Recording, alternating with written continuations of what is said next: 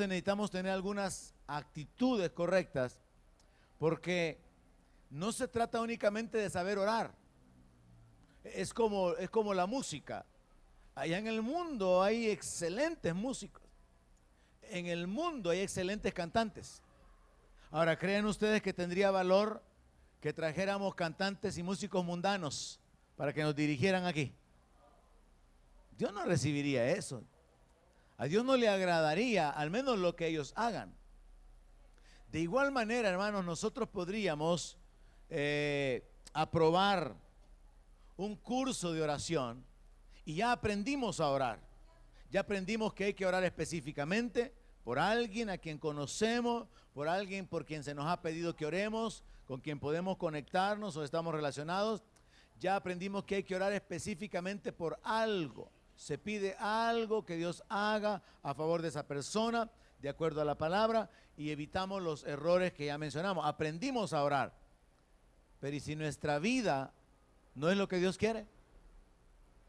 Aunque alguien sea elocuente para orar, aunque alguien llore mientras ora, si su vida no es la correcta, si sus actitudes no son correctas, Dios no va a escuchar las oraciones.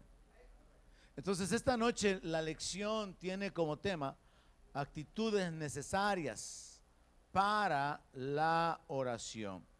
Se necesita tener ciertas actitudes para poder orar. No solamente necesitamos estar enseñados sobre cómo orar y hablar correctamente, sino que se nos instruye con respecto a la vida. Veámoslo en la palabra de Dios. Primera carta del apóstol Pablo, capítulo 2, versículo 1. Yo veo que el Señor instruye a su pueblo a través de los apóstoles para orar. Y en la primera carta de Pablo a Timoteo, primera carta de Timoteo, capítulo 2, versículo 1, el apóstol Pablo escribió lo siguiente: exhorto ante todo a que se hagan rogativas, oraciones, peticiones y acciones de gracias por todos los hombres. El apóstol Pablo está diciendo que es necesario, es importante que como iglesia nos ocupemos de la intercesión. Aquí el enfoque es intercesión. Y entonces él detalla en el verso 2 que hay que orar por los reyes. Ya no hay muchos reyes ahora, hay pocos reyes en el mundo.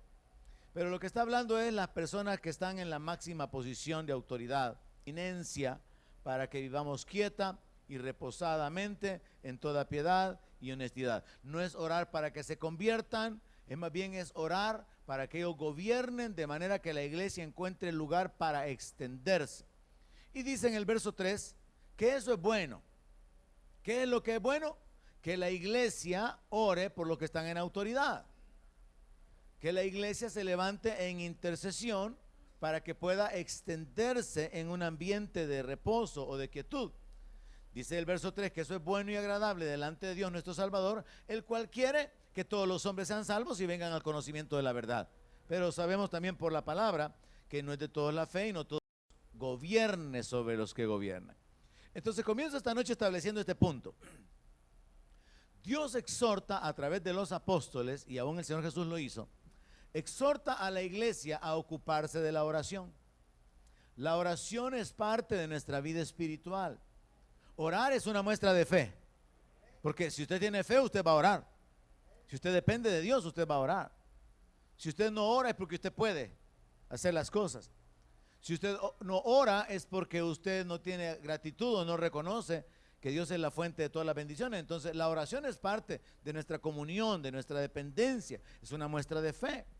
Y Dios desea, y por eso nos instruye a que oremos, aunque en realidad, mire hermano, si usted se pone a pensar en esto, Dios no necesita que nosotros oremos.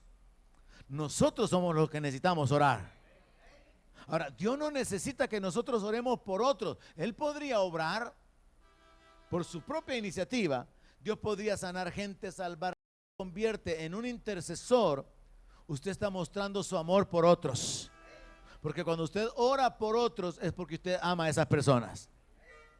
Cuando usted intercede por alguien es porque usted quiere el bienestar de fe, sino que también es una muestra de amor para con las personas. Hay alguien enfermo y usted está orando por esa persona, por su restauración, es una forma de mostrar amor o interés por el bienestar de esa persona. Entonces Dios no necesita que nosotros oremos por otros. Él podría intervenir, pero Él quiere hacernos colaboradores. Y Él quiere que nosotros estemos interesados en la extensión del reino. Por ejemplo, el Señor Jesús dio la instrucción de que había que orar por obreros en la mies. Entonces uno puede estar orando: Padre, te pedimos que tú continúes levantando edificadores, que en esta nación, Señor, se levanten pastores con tu temor, llenos de tu palabra, llenos de tu presencia, con sabiduría para ministrar la iglesia. Levanta líderes nacionales. Usted se puede levantar en oración a favor de la iglesia para que Dios levante ministros, levante obreros haciendo la obra de Dios. Y cuando usted hace eso, usted está involucrado en el reino. Y Dios lo toma a usted como un colaborador que está participando de la extensión del reino. Entonces yo veo dos cosas aquí. Dios quiere que nos involucremos en la oración, pero Dios hace un enfoque en el carácter de los que van a orar. Así que en el mismo capítulo, verso 8, vamos a leer la palabra. Mismo capítulo de la primera carta de Timoteo, capítulo 2. Y dice el apóstol Pablo: quiero pues que los hombres oren en todo lugar, levantando manos santas, sin ira ni contienda. ¿Alguien lo leyó conmigo? Pablo está diciendo en el verso 1: yo les exhorto a que oren, a que hagan rogativas, a que hagan peticiones, a que hagan acciones de gracias por todos los hombres. Pero luego en el verso 8 dice que no se trata solamente de orar y vivir como querramos, y este es el gran problema. No se trata únicamente de venir delante de Dios de la manera correcta, expresarnos correctamente, diagramar o expresar las ideas en orden, hacerlo de acuerdo a la palabra, sin tener el carácter o la vida correcta. Entonces Pablo se enfoca en la vida de las personas, Pablo se enfoca en el carácter de las personas, y entonces dice él: quiero que los hombres oren en todo lugar, levantando manos santas, sin ira ni contienda. O sea que cuando uno anda peleado no puede orar, no va a poder. ¿O alguien puede? Padre Santo. Ese es el problema, que nuestra vida natural afecta nuestra vida espiritual. Y el diablo sabe eso. Y por eso la palabra de Dios dice que tenemos que buscar la paz y seguirla. Desgraciadamente nosotros muchas veces buscamos la guerra y la seguimos. Buscamos armar el pleito y hasta que lo armamos. Pero ¿qué está diciendo la palabra? Quiero que los hombres oren en todo lugar, levanten sus manos santas, levanten sus manos en una actitud en la cual no hay ira, no hay contienda, no hay una actitud fuera de control, lleno de pasiones que están batallando en su interior, como dice Santiago. Y entonces esto nos habla del carácter de la persona que ora. Y aquí es donde está el problema, en el cual nosotros tenemos que prestar mucho interés, porque nuestras oraciones no solamente tienen que ser hechas de la manera correcta, sino que tenemos que tener la actitud correcta. Y tiene que haber una vida correcta. Y este es un gran problema. Usted tiene presiones en el trabajo, quizás pelea con los empleados le hacen, le deshacen. Usted tiene problemas con hijos, de matrimonio, de dinero, presiones. Y todo esto lo puede descontrolar. Y después, ¿qué es lo que usted va a tener que orar? Padre, perdóname. ¿Cómo va a poder orar intercediendo, clamando por el poder de Dios? ¿Cómo va a poder orar en comunión con Dios si su carne, si su mente están presionados? Y si sabe que bajo esa presión y ese descontrol cometió alguna injusticia, ofendió, lo único que hay que hacer es arrepentirse y humillarse, y ya no va a poder ser efectivo en la oración. Y en ese sentido, por ejemplo, no podemos tener comunión con Dios mientras estamos peleados con nuestro hermano, porque eso afecta nuestro estilo de vida, afecta nuestra relación con Dios. ¿Qué significa entonces esto? Para comenzar, quiero abordarlo de esta manera. Me llama la atención que dice quiero que los hombres, o sea que solo los hombres tienen que orar. Quiero pues que los hombres oren y las mujeres no. O solo los hombres son los que tienen que orar levantando manos santas sin ira ni contienda, pero las mujeres sí pueden andar de pleitistas. Me parece que no está muy claro el enfoque, ¿verdad? Ahora, ¿qué significa levantar manos santas? ¿Y cuál es la aplicación de levantar manos sin ira ni contienda?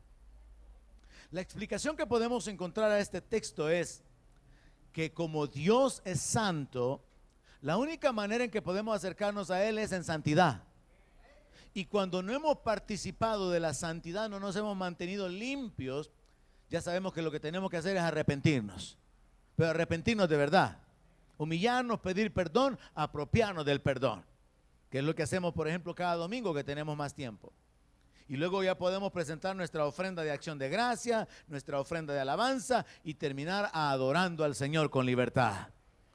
Pero no podemos presentar nuestras ofrendas delante de Dios si nuestro corazón no ha sido limpiado. Nuestro corazón no es el correcto. Entonces la explicación a este texto es que como Dios es santo, solamente podemos acercarnos a Él en santidad. Salmo 24, verso 3, está conectado con esta escritura de Timoteo. Y en el Salmo 24, versículo 3, dice así: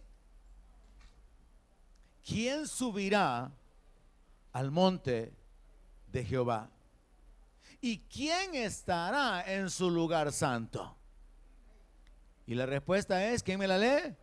El limpio de manos, puro de corazón, el que no ha elevado su alma a cosas vanas, ni jurado con engaño. Es lo mismo lo que está diciendo el apóstol Pablo. Quiero pues que los hombres levanten manos santas, manos que no han robado, manos que no han cometido injusticias, que no han golpeado, que no han amenazado. Entonces de lo que está hablando el apóstol es del carácter, de lo que está hablando es de la vida. Y yo creo que es bien fácil, hermano, que usted lo pueda entender, tanto aplicándolo en su propia vida como en la mía.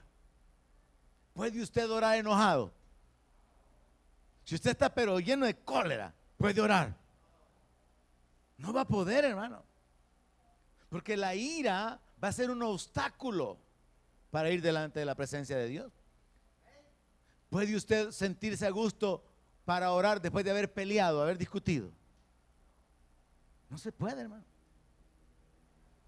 Mire, hay una serie de aspectos que tienen que ver con nuestra vida espiritual, con nuestra relación con Dios, que vienen a ser estorbados por nuestra vida natural. Por ejemplo, adorar a Dios. ¿Y cómo usted va a adorar a Dios si viene peleando con la señora en el carro el domingo en la mañana? Si viene jalando a la marimbita de cipote que tienes, los 7 nunca que salen y por cada uno es una cólera, cada uno es una cólera. ¿Y cómo va a venir a la iglesia con una gran libertad y un gozo a adorar al Señor? Mire, ¿cómo puedo yo predicar lleno de cólera? Colérico, ¿verdad? ¿Cómo podemos adorar? ¿Cómo podemos orar? ¿Cómo podemos interceder si nuestro corazón está revuelto de pasiones y estamos agitados, estamos a disgusto en nuestro interior? Nosotros ya sabemos y entendemos que hay que arrepentirnos, apropiarnos del perdón, pero Dios nos instruye más bien a que desarrollemos un estilo de vida. Porque cuando usted lee la palabra, en la palabra la instrucción dice, quiero pues que los hombres oren en todo lugar. O sea que no solo en la iglesia, hermano. Quiero pues que los hombres oren en todo lugar. Usted puede orar en el banco, Puede orar en el supermercado mientras anda haciendo las compras. Puede orar en el taller. Puede orar en la calle. Puede orar mientras está en la parada de buses. Puede orar mientras va dentro del bus. Ahora, para que usted ore en todo lugar con manos santas, sin ira ni contienda, ¿cómo tiene que vivir para poder orar en todo lugar? Tiene que vivir lejos de pleitos. Tiene que vivir lejos de las contenciones. Tiene que vivir cuidando su caminar, cuidando sus manos. Porque usted no puede robar y luego levanta las manos. Aleluya. Ay, Señor bendito. Y es lo mismo que el Señor señala en Isaías 58, cuando habla del ayuno que ellos practicaban. Les dice: ustedes ayunan y en el día de vuestro ayuno oprimen a los trabajadores y golpean con el puño. Mire, hermano, y ese es el punto que yo mencionaba el día domingo. ¿Y de qué nos sirve ayunar si seguimos de pleitistas, pues? Tiene que haber un cambio en nuestra vida. Yo no sé si a usted alguna vez le han dicho, o a usted le gusta decir: por gusto vas a la iglesia, ¿verdad? Porque se supone que de tanto ir a la iglesia deberíamos de ser más como Jesús, más mansos y humildes. Pero como no trabajamos en nuestra carnalidad, y entonces alguien sale con un reclamo, un grito, una ofensa, y devolvemos lo mismo porque no estamos trabajando en cambiar nuestro corazón. Y yo quiero aclararle esta noche, cuando llegué a este punto de la instrucción para hoy, no se trata, hermanos, de que aprendamos a expresarnos delante de Dios y que aprendamos a orar correctamente. Voy a orar por el hermano Francisco, voy a orar por el hermano Jorge, y ya sé qué es lo que voy a pedir para cada uno. Voy a orar por los hijos de la familia tal, y ya sé cómo enfocarme. Pero si no tengo la vida correcta ni el corazón correcto, Dios no va a escucharnos. Y por eso esta noche tenemos que enfocarnos en que no se trata solo de orar bien. Lo repito de nuevo, no se trata solo de orar bien. Tiene que haber una vida en las personas que oran para que Dios responda a las oraciones. Dios no oye a los pecadores, dijo el ciego, ¿verdad? Cuando le preguntaron que quién lo había sanado. Y también la palabra menciona que Dios no oye a los injustos. Ahora, ¿y qué somos nosotros si estamos en contienda, si estamos viviendo igual que el mundo? Somos pecadores porque estamos pecando, cometiendo injusticia, ofendiendo, hiriendo. Y luego venimos a orar. Pero la palabra establece entonces que hay un estilo de vida: manos limpias, sin contaminación, sin robo, no amenaza, en todo lugar. Significa que siempre hay que estar preparados, sin ira ni contienda. Nos habla de seguir la paz. Entonces, un gran error evangélico muy común es orar, hacer ayunos y vigilias y seguir siendo los mismos: coléricos o histéricos o explosivos o celosos o contenciosos. Y entonces el asunto es que Dios no nos va a escuchar, porque si solamente aquellos que tienen mano santa y tienen un corazón puro y no han elevado su alma a cosas vanas ni han jurado con engaño, son los que pueden entrar, son los que pueden subir al monte de Jehová, entonces por eso es que nuestras oraciones no van a ser oídas. ¿Alguien me está entendiendo esta noche? En resumen, nuestra vida es importante, hermano. No podemos estar durante el día en pleitos y en un montón de cosas y en la noche en la iglesia levantando las manos como que no hemos hecho nada. Ese es el punto, simple, sencillo. En otras palabras, Dios está diciendo: no me agrada eso. Dios hace un señalamiento sobre el estilo de vida de los intercesores o de las personas que oran. Primera carta de Pedro, capítulo 3, verso 7. Le dije que era una instrucción un poco complicada, y sobre todo porque el enfoque está dirigido a los hombres. Tal parece que como que las mujeres están exentas de esto. Pero en realidad hay que entender que las oraciones no van a ser respondidas por no tener la vida o las actitudes correctas. No van a ser respondidas si la persona que ora no está alineada con la voluntad de Dios revelada en su palabra. Primera de Pedro, capítulo 3, versículo 7. El apóstol Pedro, dando instrucciones a los amos, a los hombres, a las mujeres, llega a un punto donde dice, y ustedes maridos igualmente, vivan con ellas sabiamente, dando honor a la mujer como vaso más frágil y como a coherederas de la gracia de la vida, para que vuestras oraciones no tengan estorbo. Este es un texto que yo creo que le gusta mucho a las mujeres cristianas. Uno, porque habla acerca, mira, aquí dice que soy vaso más frágil, pero no se comporta como vaso más frágil. Otro, porque está exigiendo en cierta manera que hay necesidad de recibir un trato especial, un trato diferente.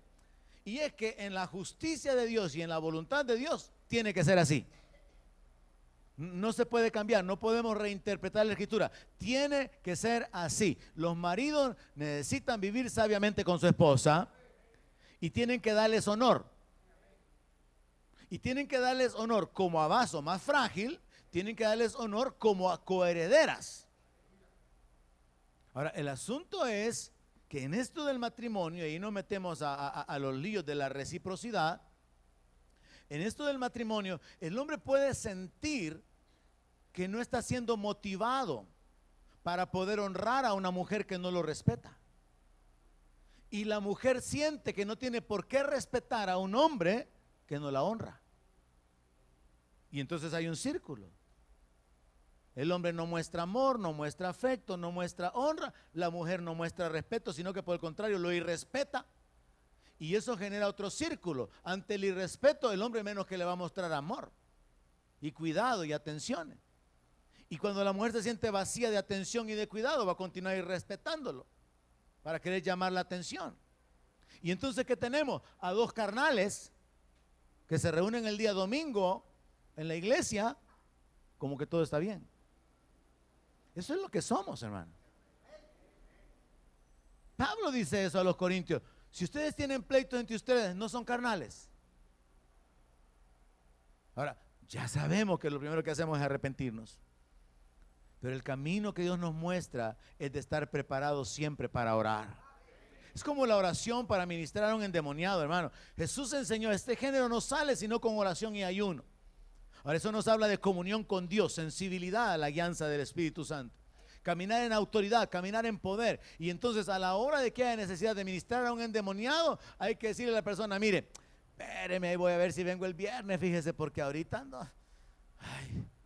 no ando listo. No ando preparado. Y ya a partir de mañana se va a poner a leer la palabra, a orar, Padre, ayúdame, Señor, dame la victoria sobre ese demonio. Señor, revélame la identidad, revélame si hay legiones o qué es lo que hay ahí, Señor. Pero, y va a comenzar ahora. No, más bien la instrucción debería ser que tenemos que estar preparados siempre para poder deshacer las obras del diablo. Pero ¿por qué no lo estamos? Porque caemos en nuestra carnalidad. Vaya, pues voy a decirlo yo, porque caigo en mi carnalidad. ¿Por qué no puedo? Porque soy muy carnal. Gracias, hermano.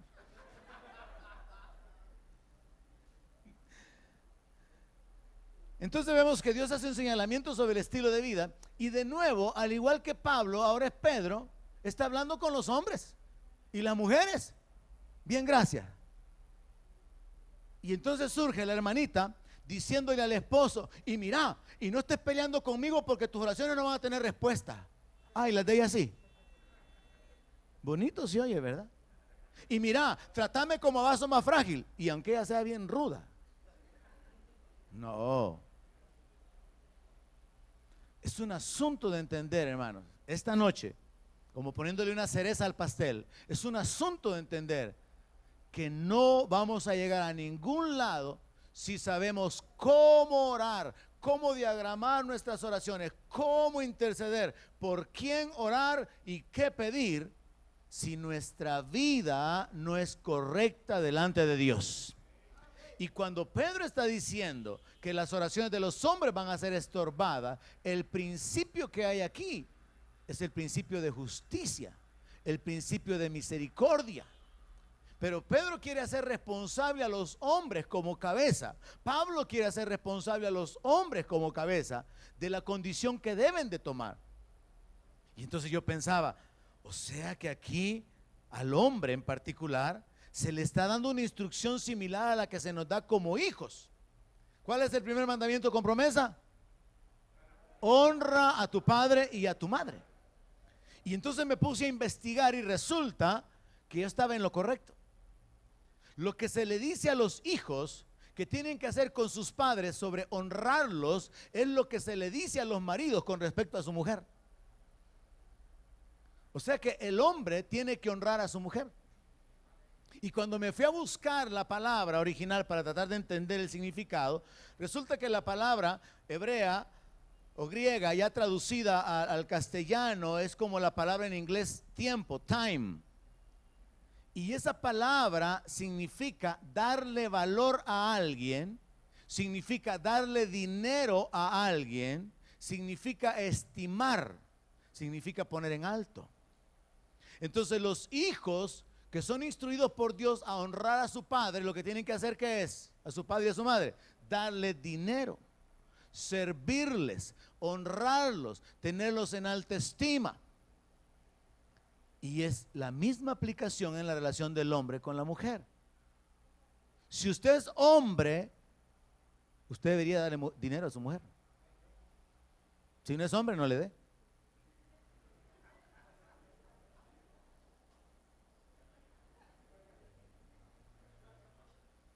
Ya las hermanas que estaban poniéndose enojadas conmigo ya se van poniendo contentas. Es un problema porque o me tiran por un lado o me tiran por el otro, pero vivan con ella sabiamente, denle honor a la mujer como vaso más frágil. Pastor, y aunque ella no actúe como vaso más frágil, ese problemita déjeselo a Dios. Si ella no actúa como lo que debería de ser, usted no se mete en problemas. Déjeselo a Dios. Porque en esta relación matrimonial no es como en la relación padres-hijos. Los padres disciplinan a los hijos y la Biblia dice que cada uno los disciplina como bien les parece. Un día a mí me levantaron de la cama a cinchazos porque mi hermano que me está mirando le dijo a mi mamá que me había acostado con ropa. Y me dieron duro. Y en mi casa eso era una regla, que no nos íbamos a meter en la cama con la ropa sucia. Entonces me dieron mis cinchazos. Otro día mi papá me aventó un coco porque yo le fui a comprar, me manda a comprar un coco. El hombre andaba en un caballo blanco y vendía los cocos, me lo abre y me da el coco sin la copita. Y llego yo con el coco y mi papá se enojó por eso. Lo aventó contra el suelo y me reclamó. ¿Y usted qué cosas ha hecho? Porque ya se va poniendo tristito de las cosas que me hicieron a mí también, pastor. ¿Y qué cosas ha hecho usted? Porque la palabra lo cubre diciendo que nosotros disciplinamos como nos parece. Yo en lo particular he castigado a mis hijos cuando considero que lo merecen. No les he dado cuando considero, les voy a dar un año más, digan. Un año más, ¿verdad? Antes de cortarlos. Así como la higuera. Y todos nosotros como padres hacemos lo mismo. Ahora, el asunto entonces aquí es que independientemente de cómo sea el padre, los hijos tienen un mandamiento: honra a tu padre y a tu madre. Independientemente de cómo sea el marido, la mujer tiene que respetarlo. Independientemente de cómo sea la mujer, el hombre tiene que amarla. Y amarla significa cuidarla, proveer para sus necesidades. Está enferma, conseguirle las medicinas, llevarla en la carreta, llevarla en la silla, llevarla en lo que sea, en el carretón, como sea, pero moverse. A veces a los hombres hay que explicarles qué es lo que tienen que hacer, ¿verdad? ¿Qué significa entonces darle honra a la mujer? Significa cuidarla. Significa colocarla en una posición de honor. Y vea la comparación que ocupa Pablo. Dice que hay que darles honor como a coherederas. O sea, como a alguien que va a heredar a la par suya. Supóngase que hay una casa que es la herencia que está en juego. Y usted tiene un hermano más con quien compartir esa herencia. Usted no puede tratar a ese hermano como que si fuera el vecino, como que si no fuera nada. Momento, su hermano va raja y raja con usted. Y usted no lo puede tratar como que es un extraño, como que es su empleado. No, es coheredero juntamente con usted. ¿Y qué es lo que el apóstol Pedro está diciendo aquí? Que hay que tratar a la esposa como a coheredera. Y me vuelven a preguntar, ¿verdad? Y si se porta mal, pastor, también, hermano, ya le dije, no me estén interrumpiendo.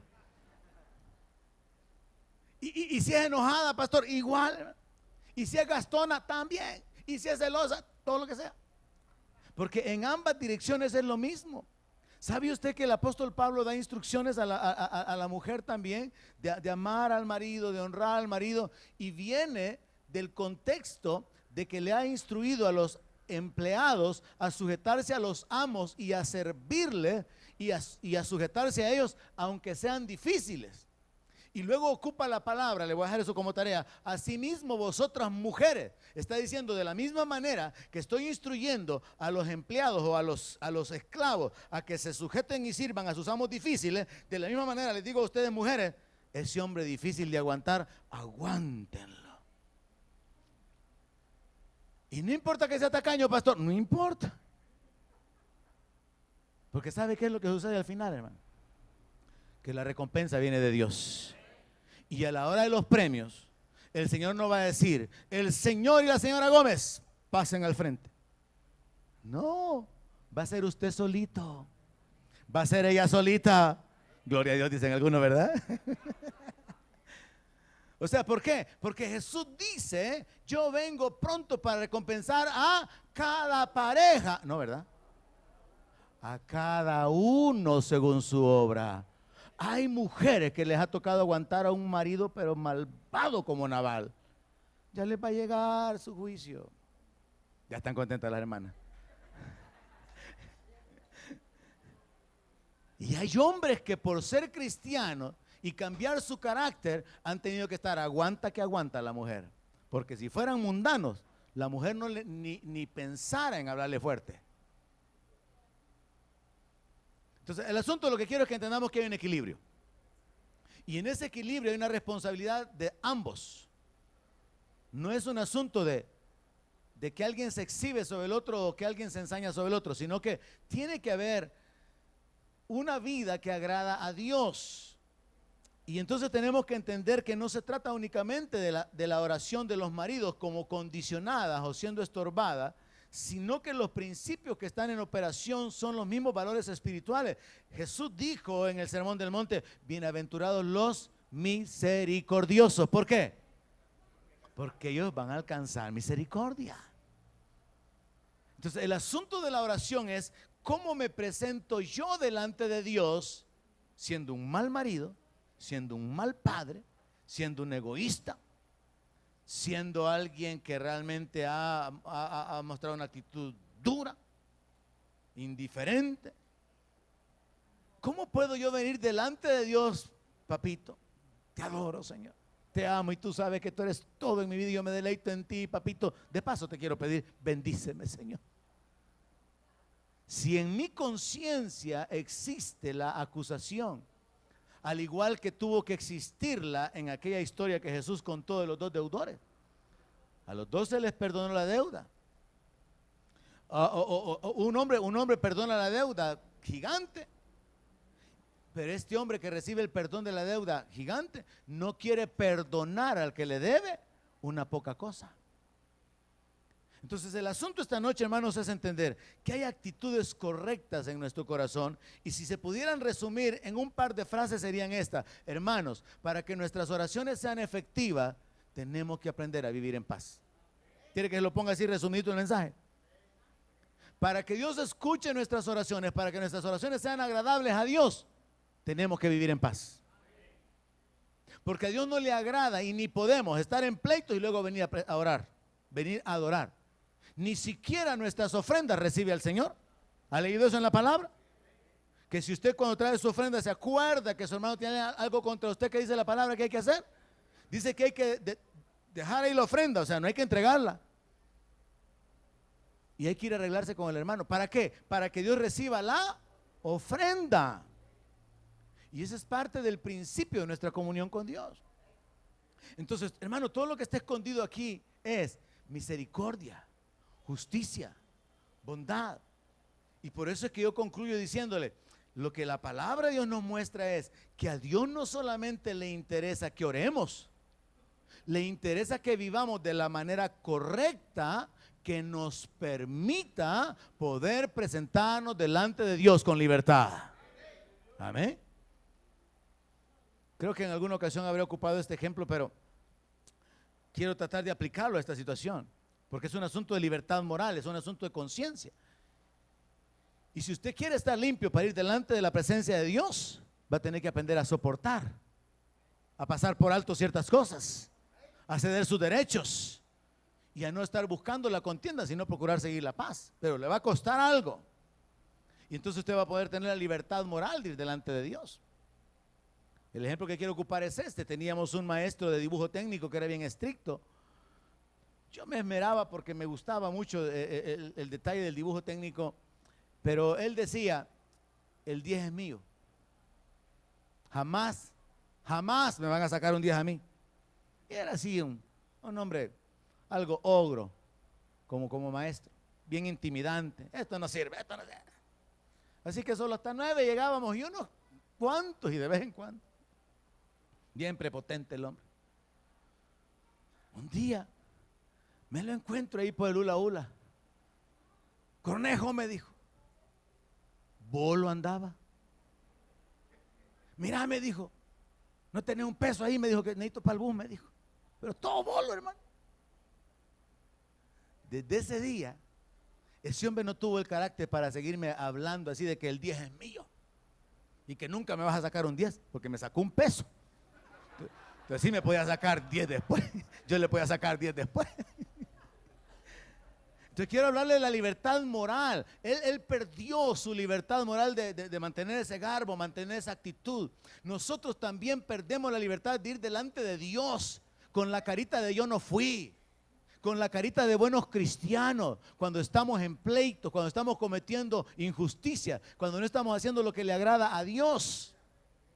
Dios no va a oír nuestras oraciones. Y quede claro, por si a alguna hermana se le hubiera ocurrido en alguna ocasión, que no es solamente la oración del hombre la que va a ser estorbada, porque Dios no hace excepción de persona. No es que los dos pelean y Dios no va a oír al hombre, a la mujer sí. No, es un asunto de los principios espirituales. Proverbios capítulo 15, verso 29.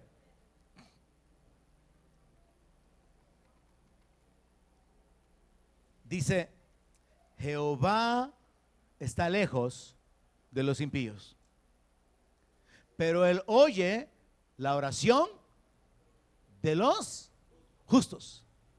O sea que es un principio de justicia. Dios va a escucharme. Voy a ocuparlo en primera persona, como total ni dicen amén, ¿verdad? Entonces, Dios va a escucharme si camino en justicia. Pero si yo estoy caminando en injusticia delante de Dios, porque una cosa es que usted me acuse de injusto, pero otra cosa es que Dios diga que soy injusto. Amén. Entonces, si yo estoy caminando en injusticia, Dios no me va a escuchar. Dios no va a obrar a favor mío. Y hay que tomar muy seriamente esto, hombres, en el sentido de que esto puede ser un gran obstáculo para caminar bajo la bendición de Dios. ¿Están aquí, hermanos? Si Pablo y Pedro lo enfocan a los hombres, hay que tomarlo con la prioridad que se le da, entendiendo que tiene su rango de aplicación también en general. Pero como hombres tenemos que tomar la palabra de una manera directa y entender, es un asunto de justicia. Dios no oye a los impíos, pero Él oye la oración de los justos. Entonces hay una contraposición. Impío es lo mismo que injusto, porque lo está contraponiendo. Dios no va a oír a los impíos, a los injustos, pero sí oye a los justos. Entonces cuando nosotros cometemos injusticia, cuando nuestra vida no es agradable delante de Dios, nuestra oración no va a ser agradable delante de Dios y Dios no nos va a escuchar. Entonces al final esto viene a parar o a terminar en el corazón. Y consideremos el ejemplo del fariseo y el publicano. Y el publicano estaba ahí, ¿verdad? Muy satisfecho de su propia justicia. Y yo creo que era cierto, mire, este es un punto importante. Yo creo que era cierto lo que el fariseo decía. Diezmo de todo lo que gano. No soy como este pecador que está aquí a la par mía. ayuno, hago oraciones. Porque los fariseos eran celosos. Como dice el apóstol Pablo, que él era fariseo de fariseos. O sea, ellos no andaban fingiendo. Eran o no eran. Y entonces el fariseo, el problema que tenía era que él estaba orgulloso porque él no era un pecador. Entonces, como le repito, todo viene a terminar en el corazón. La actitud que tenemos en el corazón mientras vamos delante de la presencia de Dios tendría que ser una actitud de humildad, porque la palabra de Dios dice que Dios a todos nos sujetó en desobediencia para tener misericordia de todos. Pero ¿qué es lo que estaba haciendo el fariseo? Estaba gloriándose de su limpieza, de su justicia, de ser incomparable con el pecador que estaba junto a él. Y en ese momento él se está llenando de orgullo por su autosatisfacción. Y entonces puede darse, hermano, de que dentro de nuestra relación con Dios lo hagamos sobre la base de que nos comparamos con respecto a los demás, medimos nuestra fidelidad, nuestra entrega, nuestro servicio, nuestras finanzas, medimos todo lo demás, pero en ese momento ya no podemos acercarnos delante de Dios de manera que Él nos escuche, porque estamos levantándonos en orgullo. Nos estamos levantando con una justicia propia, con una satisfacción en la carne. Y la palabra de Dios claramente dice que el publicano salió de ahí justificado, pero el fariseo oraba consigo mismo, porque Dios no lo escuchaba. Entonces lo que estorbó la oración del fariseo, mire, no fue que él tuviera las manos contaminadas, porque no había robado, al contrario, él daba sus diezmos. No era que no había guardado su vida, porque ayunaba, oraba y practicaba su religión. El problema fue que tenía un corazón altivo, donde estuvo menospreciando al otro. Y por causa de ese corazón altivo, aunque tenía una vida correcta ante los ojos de los hombres, Dios no escuchó su oración. Y por eso, si usted lo lee, literalmente dice, el fariseo oraba consigo mismo, porque Dios no lo estaba escuchando. Entonces esta noche resumimos y apliquemos en nuestra vida, hermano.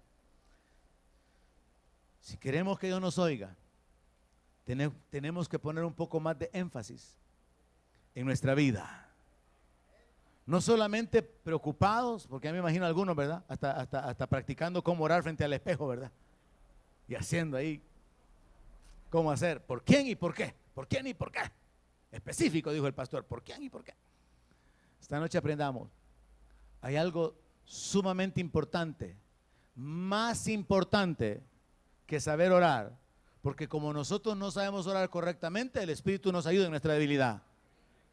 Pero en un corazón malo, en un corazón injusto, en un corazón que está lleno de contienda, el Espíritu Santo no nos puede ayudar. ¿Entiende la diferencia? Dios puede ayudarnos por su Espíritu, porque al final Él sabe lo que queremos decir. En vez de átala, estamos diciendo desátala. Como decía un hermano, mire hermano, ¿y por qué andan ahí las personas diciendo, y yo ato esa enfermedad en el nombre de Jesús? Dejan amarrado al pobre hermano con la enfermedad. No, hombre, olvidémonos de la ortografía, la gramática y la sintaxis. Y enfoquémonos esta noche en que el corazón es más importante. Póngase de pie y oramos sobre esto. Padre Celestial, gracias por la vida. Gracias. Donde mi palabra sea su alimento.